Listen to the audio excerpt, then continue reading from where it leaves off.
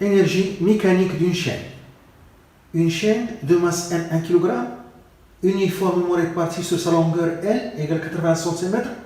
Cette chaîne peut glisser sans frottement sur une table horizontale.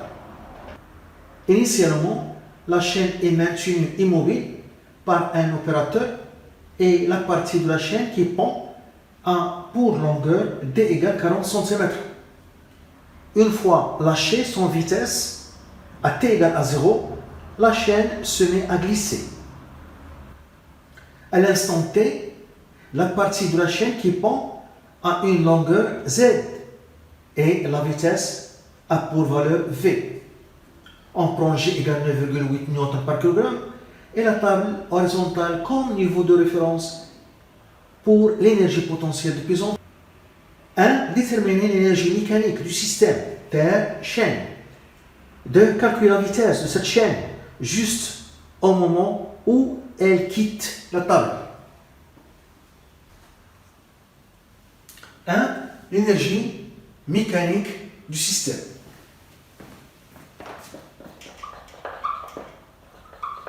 L'énergie mécanique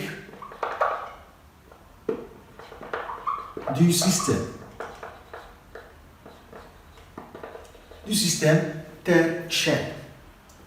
L'énergie mécanique, dans ce cas, est constante en absence de frottement. L'énergie mécanique M est constante en absence du frottement. Car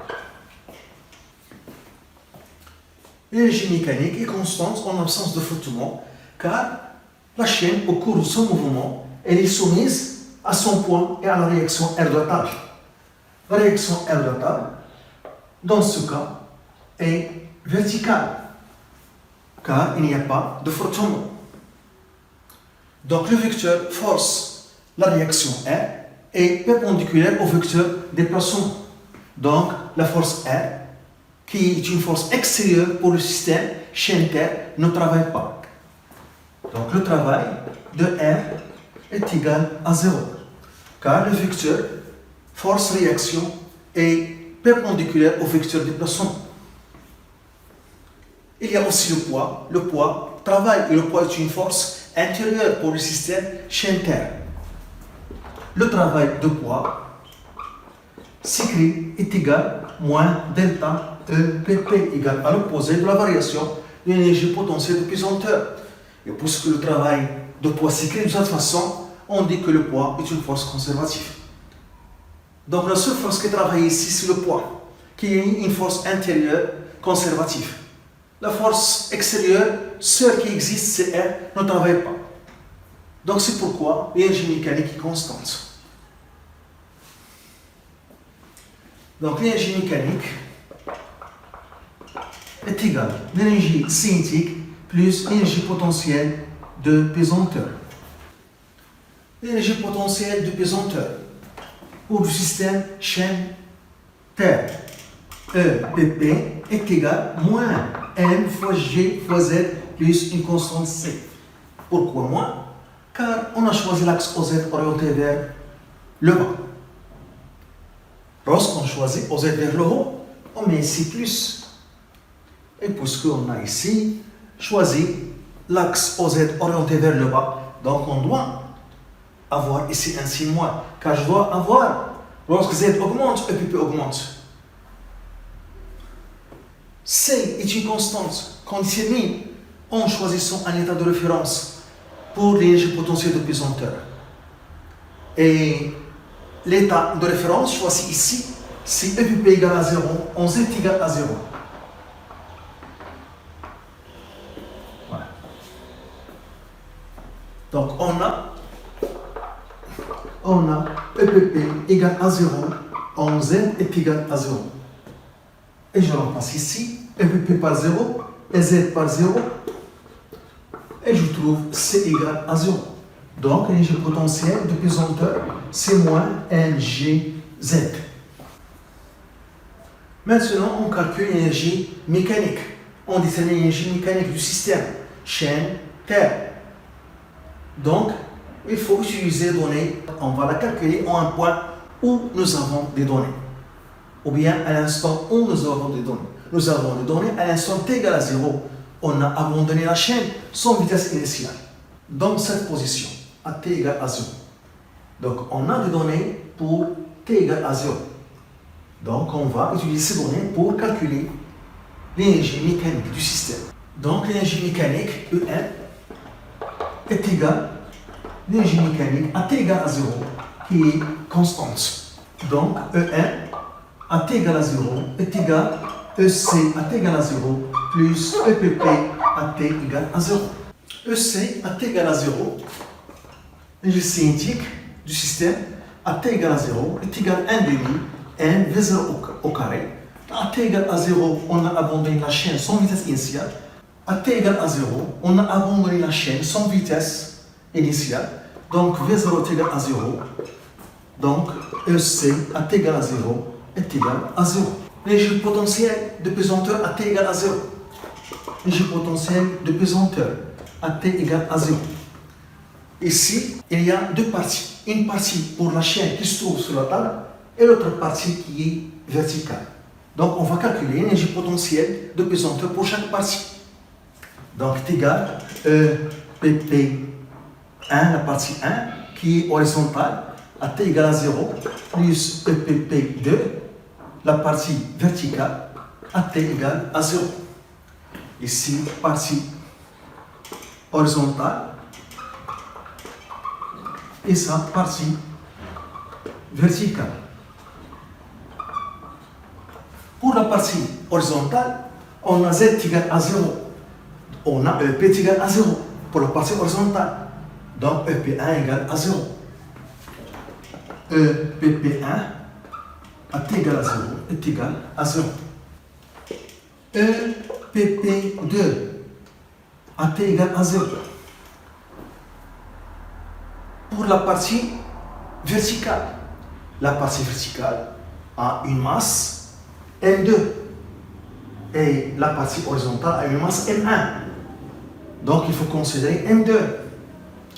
Donc c'est moins M2 G Z à t égale à 0. Pour la partie 2, la partie verticale. Z0, c'est Z toujours. C'est l'ordonnée de centre d'inertie du corps. Donc le centre d'inertie se trouve au milieu. On a dit dans les données que la masse est répartie d'une manière uniforme. Donc pour cette partie, le centre d'inertie se trouve au milieu. Donc Z0 est égal à D sur 2. Donc Z, pour la deuxième partie qui est verticale, à t égale à 0 est égal à D sur 2. On a dit dans les données que la longueur de la partie verticale est D à t égale à 0. Et la partie horizontale, donc sa longueur est moins D. L, donc L, c'est la longueur de toute la chaîne. Pour M2, comment on va déterminer M2? La masse de la partie verticale, connaissant la masse de la chaîne totale qui est M. Donc on peut utiliser le rapport, donc M2 sur M égale la masse de la partie verticale sur la masse totale de la chaîne est égale à D sur L.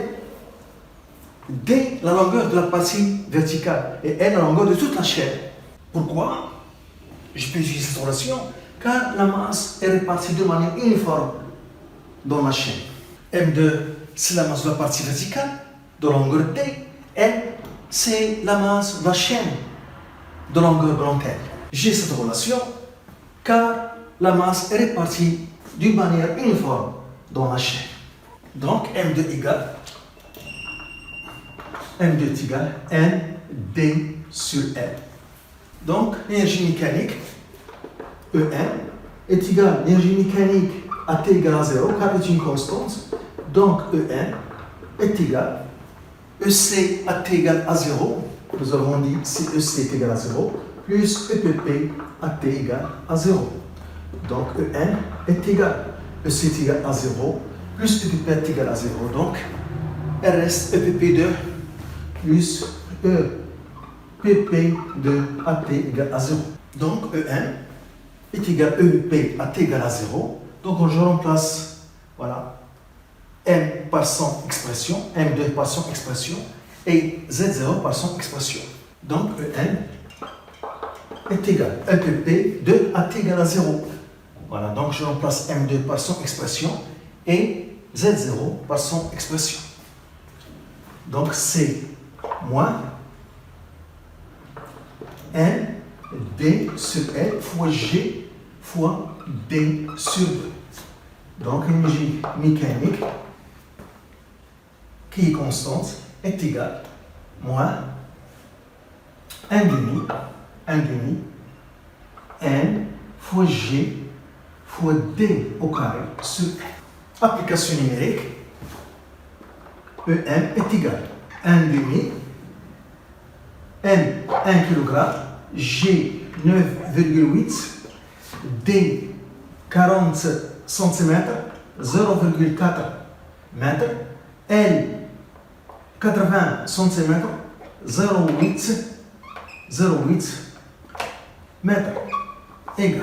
On trouve la valeur moins 0,98 joules. Moins 0,98 joules. Et on remarque que l'énergie mécanique peut être négative de la vitesse de la chaîne juste à l'instant où elle quitte la table. La vitesse de la chaîne juste à l'instant où elle quitte la table. Donc, ça correspond à ce schéma. À l'instant où la chaîne quitte la table, on a l'ordonnée de centre d'inertie de la chaîne, c'est L sur 2. Sachant que grand L, c'est la longueur de la chaîne. Donc, on va appliquer la conservation de l'énergie mécanique. Conservation de l'énergie mécanique. Donc, EM est égal EC plus EPP. EM est égal 1 demi MV au carré plus EPP, c'est moins MGZ. 1 demi MV au carré est égal EM plus MGZ. 1 demi MV au carré est égal EM, déjà déterminé, c'est moins 1 demi MG D au carré sur L plus MG Z. Z, c'est L sur 2.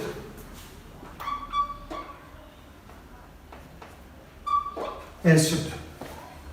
Z ici, toujours, c'est l'ordonnée de centre d'inertie du corps. Et puisque ici, on a la masse est répartie d'une manière uniforme sur la chaîne, je se trouve au milieu.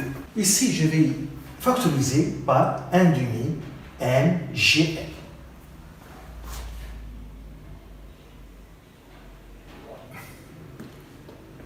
Donc, 1 demi M V au carré est égal 1 demi M G L facteur.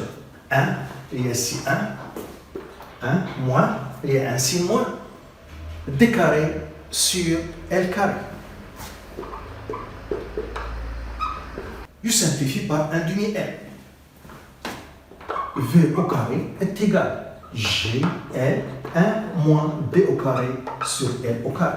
Donc la vitesse qu'on cherche, c'est la racine de GL facteur de 1 moins D au carré sur L au carré. C'est l'expression de la vitesse. Maintenant, sa valeur. Application numérique. Application numérique, V est égal la racine G 9,8 L 80 cm, c'est 0,8 m, facteur de 1 moins D 40 cm, c'est 0,4 m sur 0,8 le tout au carré. On trouve V égale 2,42 mètres par seconde.